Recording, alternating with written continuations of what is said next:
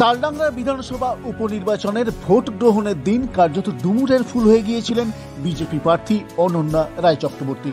তবে এটাই ছিল তার ভোট কৌশল। নিজে বুথে বুথে চষে না বেরিয়ে নিজের বাপের বাড়িতে ওয়ার রুম থেকে 264টি বুথে ভার্চুয়ালি নজরদারি চালান তিনি। যেমন যেমন ইনপুট মিলছিল, সমস্যা বা অভিযোগ আসছিল, সেই মতো ইনফিল্ডে দায়িত্বপ্রাপ্ত বিজেপি কর্মী ও কার্যকর্তারা পরিস্থিতি সামাল দিচ্ছিলেন।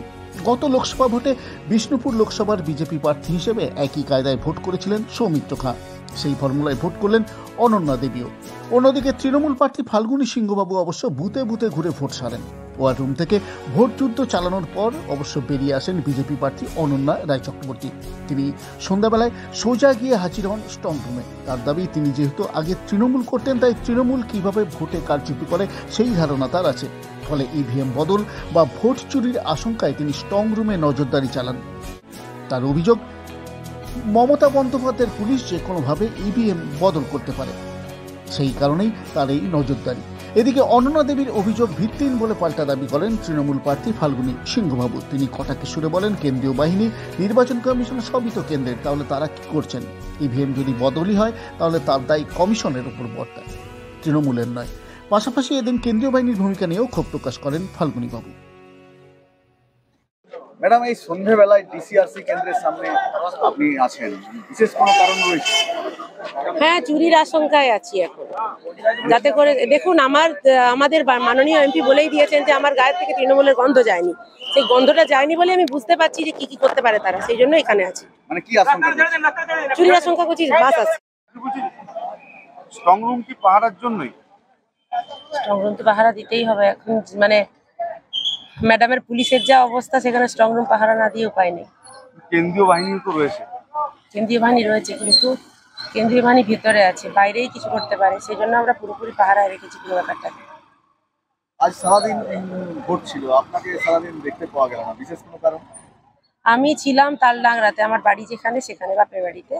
সেখানে থেকে সেখানে পুজো টুজো করে আমি খাওয়া দাওয়া করলাম। তারপর আমরা একটা ওয়ার রুম করেছিলাম, যেটা আমাদের কলিং টিমটাকে পুরো বসিয়ে রেখেছিলাম। প্রত্যেকটা বুথের খবর নিচ্ছিল, তাদের বিশেষ করে তাদের সিকিউরিটির খবর নিচ্ছিল, কারণ তৃণমূল যা গুন্ডা বাহিনী পুষে রেখেছে। তো সেই জন্য এই যে আমাদের দুজন দাদাকে মেরেওছে, এই দুজন দাদাকে মেরেওছে, তো সেই জন্য আমরা তাদের যতটা সম্ভব নিরাপত্তা দেওয়ার জন্য আমরা ওয়ার রুম চালু রেখেছিলাম, যেখানে আমরা করতে হয়। এই দেখুন, বুথের যাচ্ছে, ওই দিক থেকে আসছে, এদিক থেকে আসছে, যে ইয়েগুলো যেন বাজারের ব্যাগ আসছে, ওই দেখুন ওইদিকে ক্যামেরাটা যদি ঘোরান দেখতে পাবেন, ওই দিক থেকে আসছে, এদিক থেকে আসছে, ওইদিকে সাইড থেকে আসছে, মানে বাজারের ব্যাগের মতো। মানে যদি বাজারের ব্যাগটা হারিয়ে যায়, আরেক ব্যাগ সবজি কিনে নেওয়া যাবে, সেরকম তো ব্যাপারটা নয়, কিন্তু তাই হচ্ছে। অভিযোগ যে তৃণমূলের পুলিশ বা মমতার পুলিশ চুরি করাতে ব্যস্ত, তাই স্ট্রং রুম পাহারা দেবে বিজেপি প্রার্থী, এমন অভিযোগ। কি বলবেন? না, বিজেপির প্রার্থী স্ট্রং রুম পাহারা দিন না, তাতে তো আপত্তির কিছু নেই আমাদের। বিজেপির সেন্ট্রাল ফোর্সও তো নিয়ে এসছে। আজকে আমরা দেখেছি তো বিভিন্ন জায়গায় কেন্দ্রীয় বাহিনীর কি তাণ্ডব, নিরীহ ভোটারদেরকে পেটানো হয়েছে। একজন ভোট গ্রহণ কেন্দ্রে ভোট দিতে গেছেন, তাকে বিজেপির উস্কানিতে তাকে পেটানো হয়েছে। ইচ্ছে করে সংখ্যালঘু বুথগুলোতে ঝামেলা পাকানোর চেষ্টা করা হয়েছে। মানুষ রুখে দিয়েছেন। বিজেপির সব প্রশাসনিক যন্ত্র থাকতে পারে, কিন্তু বিজেপির কাছে তো মানুষ নেই, ভোটার নেই। বিজেপি অভিযোগ করছে ইভিএম বদল হয়ে যাবে। এই অভিযোগ বিজেপি যদি করে থাকে তাহলে তো বলার কিছু নেই, কারণ টোটালটাই সেন্ট্রাল নির্বাচন কমিশনের আন্ডারে।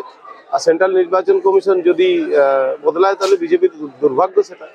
আপনি তো দেখলেন ডিসিআরসি কেন্দ্রে জমা করছেন, যারা ভোট গ্রহণ কেন্দ্র থেকে ফিরলেন তাদের সাথে অনেকেই পরিচিত, তো তাদের কাছে খোঁজ খবর নিচ্ছিলাম, সুবিধা অসুবিধা।